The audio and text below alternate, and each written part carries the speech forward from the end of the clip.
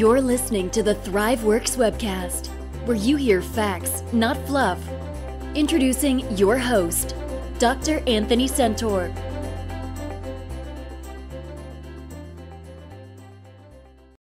I'm Dr. Anthony Sentor, and today we are talking about marriage. Specifically, those who enter into marriage for the first time at 30 or older.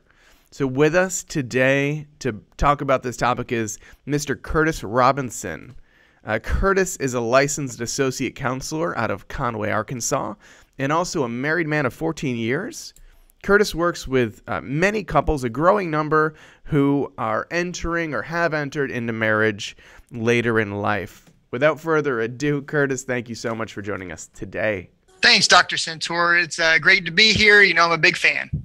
So let's dive right in. Marriage, getting married, let's say after 30, it's no longer an outlier. It's actually becoming more of the norm. Why is that? And where are we headed as a culture with marriage?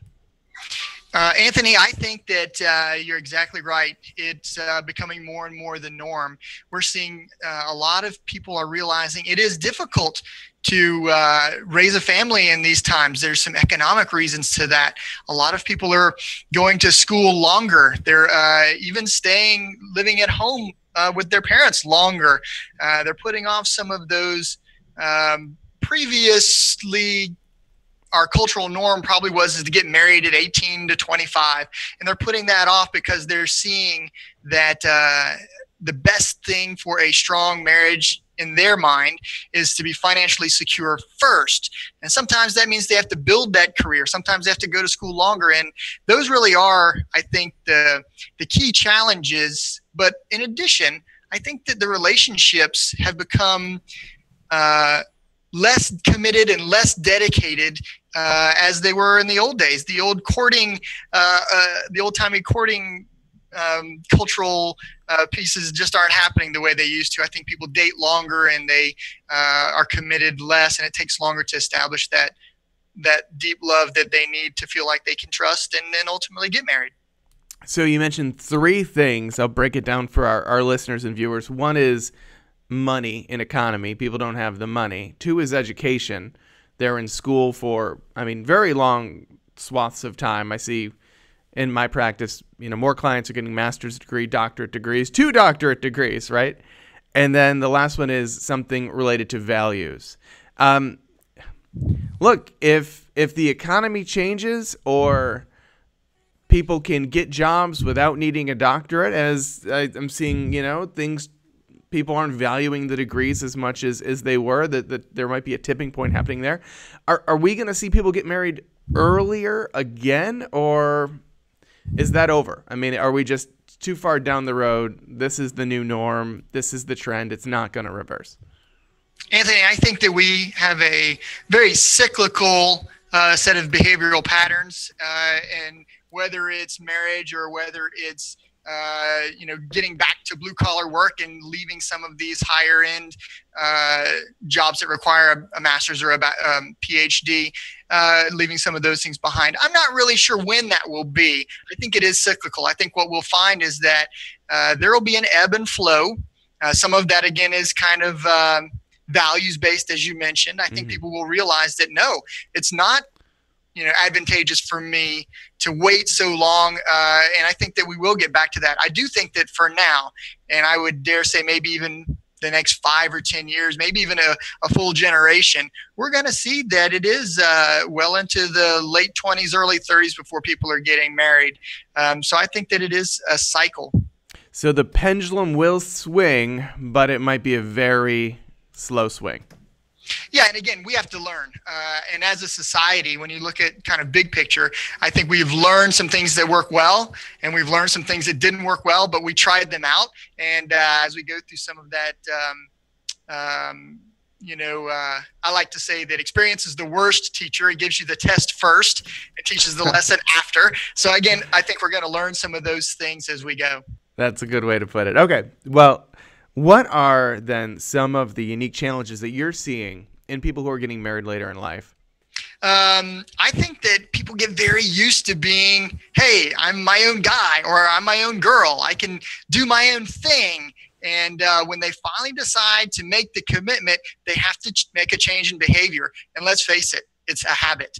And habits can be good and habits can be bad. For example, smoking might be considered a tough habit to break. You get used to doing that same thing over and over. And again, when you look at relationships, we're seeing very frequently in this practice that people are they are immersed in their habits. They love their habits. And when they're in these habits, it is a little difficult to break. So we have to show them the benefit really and lead them kind of the carrot and the stick in some cases, but we want to lead them into a successful marriage relationship. And that does take some time.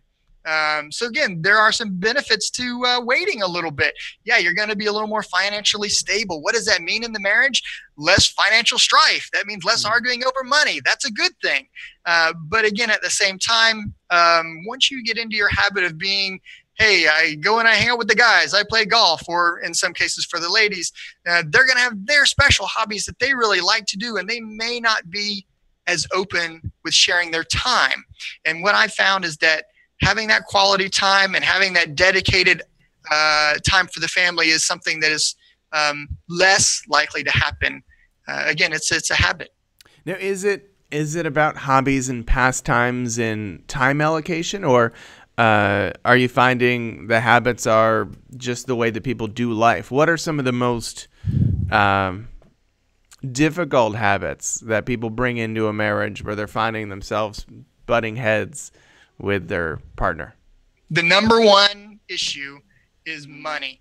Anthony, people now are having problems with, it's my account, this is my money, I make this money, this is mine. You keep your money, I'll keep my money, and it's a lack of trust. And the reason is they've got good systems in place. And again, if you had gotten married earlier in life, maybe in your late teens and early 20s, and you had no money, and you were building a life together, and you're really consolidating resources, particularly finances, you do get in a habit of trust of, hey, I'm going to run the bills, or my wife will run the bills, and you really trust them to do a good job with that. And there is a tendency to want to keep mine and keep yours. And in my opinion, I think that it makes it hard to have good transparency. And I also think that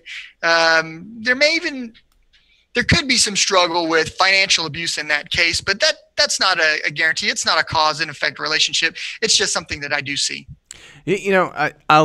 A number of couples counselors, more than a number, a fair percentage of them do really advocate strongly for merging those checking accounts, merging those accounts and not keeping them separate. You fall squarely into that category.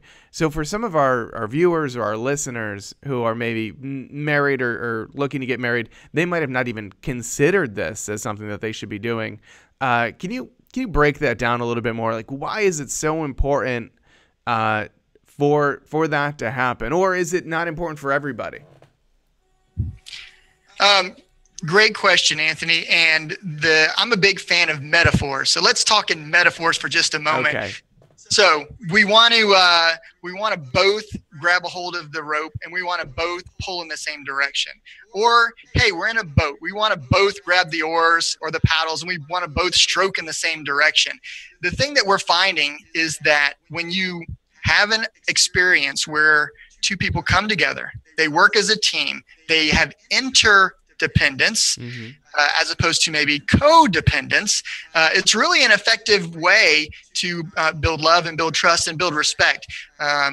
Perfect example, I'm pretty good with money, but my wife is amazing. I trust her explicitly. We have money, in my opinion, because she manages our money well. Could I do it? Sure. Could I pay those bills? Sure. But the real advantage is that she keeps accountability of where the money's going. Now, this is what we typically see. I have my money, you have your money. I don't know what you have, you don't know what I have. Likewise, I don't know what you're buying, you don't know what I'm buying. And a lot of times there could be some redundancy. Oh, we both have bought the same thing that and now we have more than we really need. Or my wife and I have done that same thing. We both come home from work. We both went to the store and bought the same things.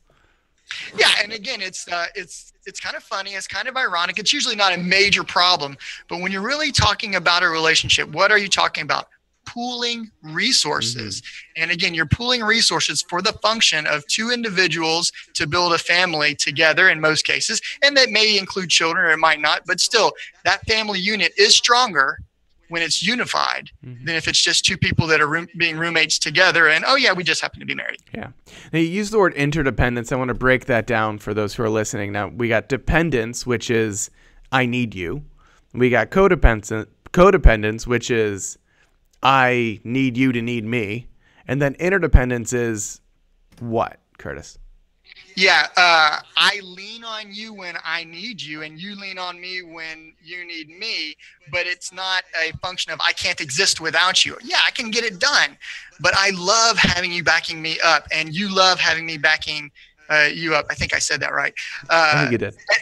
At any rate, it is, again, it is back to the metaphor. Both of us have paddles. We're both in the same boat. We're both paddling in the same direction. So, Anthony, paint us the picture. What would happen if I'm paddling forward and, my wife's paddling backwards? Where do we go? We're going in circles, buddy. That's right. So, again, the idea is, can we work together? That's the first question. And if we can't, yeah, separate checking accounts is great if you can't. If you can, there are distinct advantages. And again, I'm a big fan of that. And by the way, as counselors, we should meet the clients where they are. Some won't be ready. Some will resist that. Okay. We expose them to it. We kind of lead them there. And if they like it, then we get them on board. And if not, there's many other things we can work on.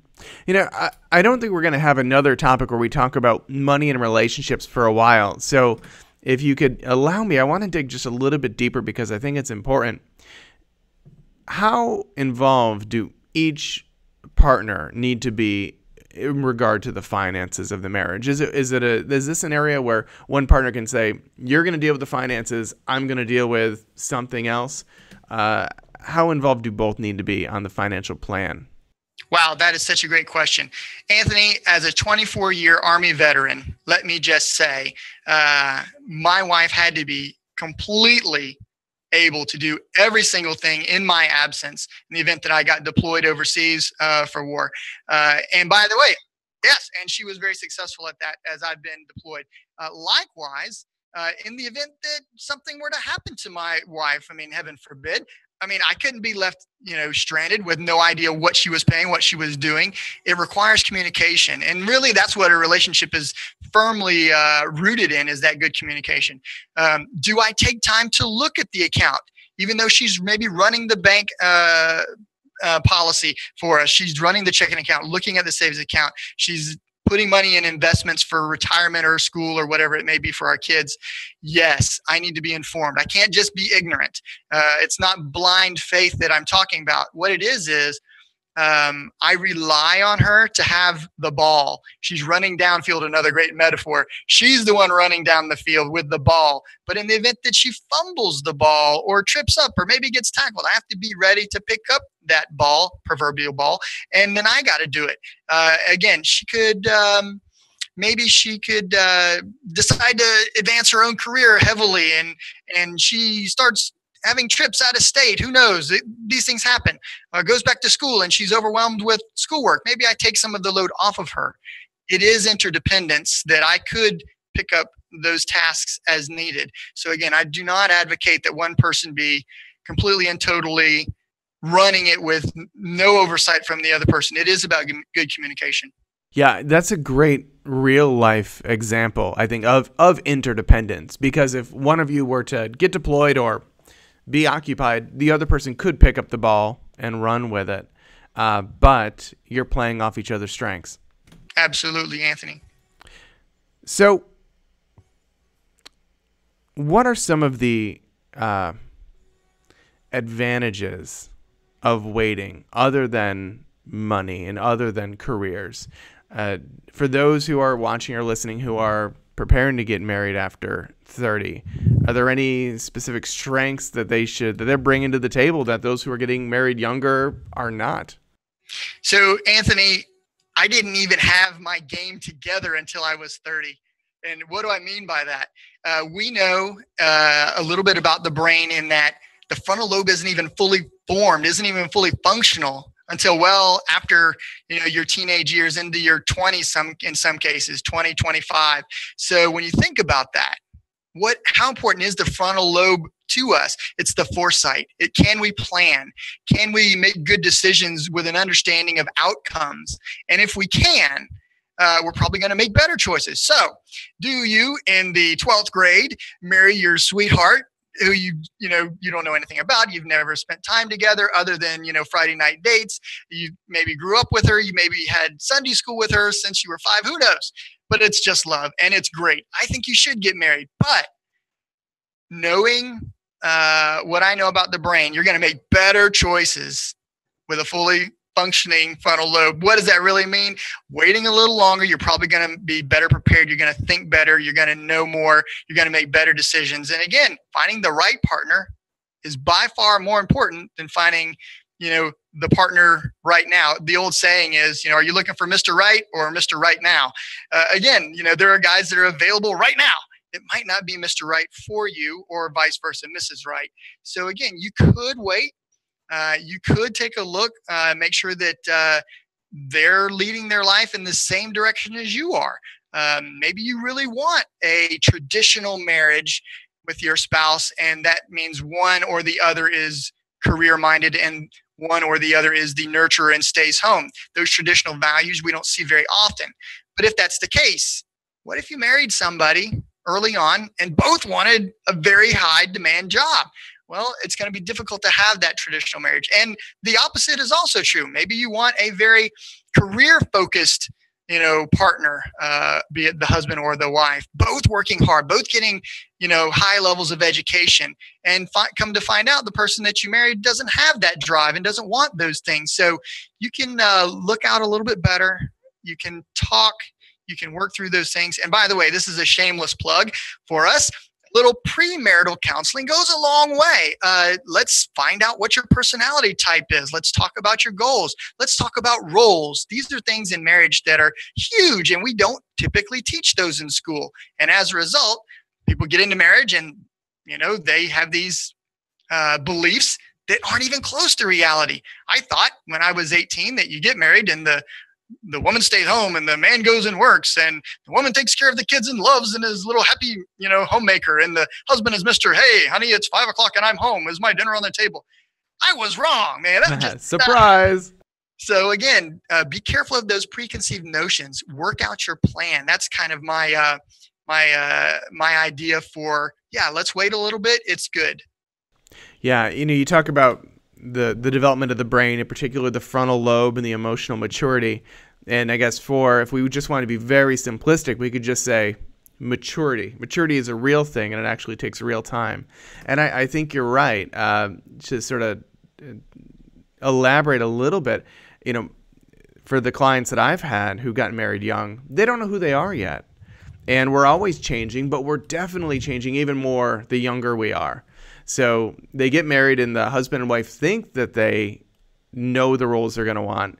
And 4 or 5 years later, they realize what I thought I wanted isn't what I want. That's what 21 me wanted.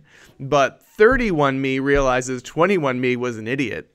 And I want something very different. And they're renegotiating their entire marriage 10 years in. And I guess that happens even later in marriage, where 51 me doesn't want the same thing as 31-year-old me.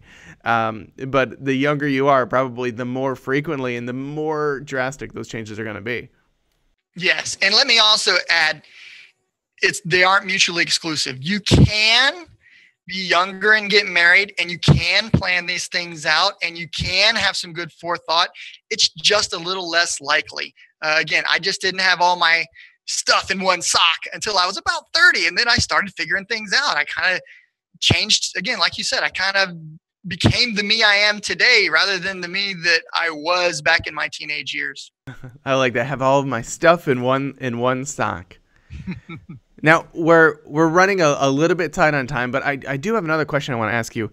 I had a client once who had gotten married later in life, and he says, he has no regrets. He's very happy with his wife. He's very happy with the way things worked out. But he said, if he had a regret, it would be that he knew that he wasn't really going to know his grandkids very well, because he was, he did the math. He realized, he wasn't going to see his grandkids grow up.